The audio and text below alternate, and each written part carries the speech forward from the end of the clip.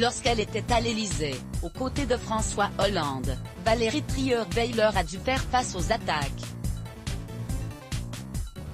Dans le documentaire Élysée, 9 femmes aux marches du pouvoir, rediffusé sur LCP le 5 février dernier, Carla Bruni avait eu de la compassion pour l'ancienne première dame, qu'elle avait tenu à défendre, à propos de en accédant à l'Élysée au bras de Valérie Trierweiler, François Hollande a bousculé les codes et les traditions.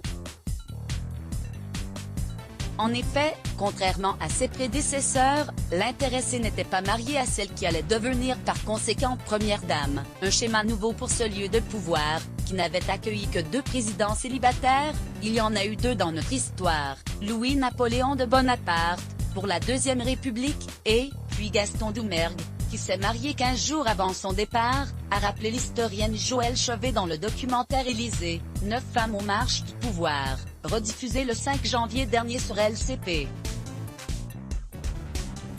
Carla Bruni, qui fait partie des premières dames à avoir accepté de témoigner, s'est montrée compatissante envers celle qui était dans une position délicate lors de son arrivée à l'Élysée. Ça n'a pas dû être facile pour Valérie Trierweiler d'être au palais de l'Élysée sans être mariée. Si François Hollande et Valérie Trierweiler ont pu donner l'image d'un couple avant-gardiste au départ, l'épouse de Nicolas Sarkozy s'est souvenu combien le palais présidentiel manquait de modernité. C'est moderne? Oui ben là-bas, ce n'est pas moderne. L'Élysée n'est pas un endroit moderne. C'est un endroit centenaire, séculaire, a observé celle qui a passé un peu plus de 4 ans sous les ordres de la République. Parfaitement consciente de ce qui attendait Valérie Trierweiler, Carla Bruni s'était montrée particulièrement bienveillante avec elle, souhaitant l'accueillir personnellement au sein de ce lieu de pouvoir et lui donnant des conseils étrangement prémonitoires. En arrivant à l'Élysée au bras de François Hollande, Valérie Trierweiler a rapidement compris que sa vie privée n'existerait plus. Capture d'écran. Carla Bruni a fait preuve de transparence avec Valérie Trierweiler à l'époque. L'ancienne première dame a d'ailleurs mis en garde celle qui allait lui succéder. Elle n'a pas caché à quel point ça avait été difficile pour elle d'occuper ces lieux.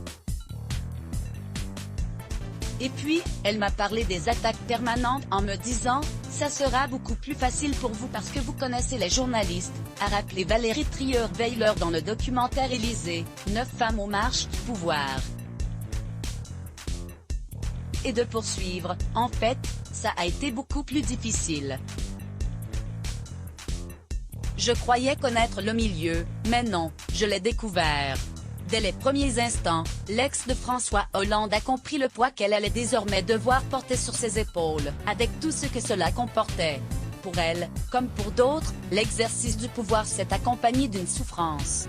Crédit photo, capture d'écran LCP Let's Block ADS.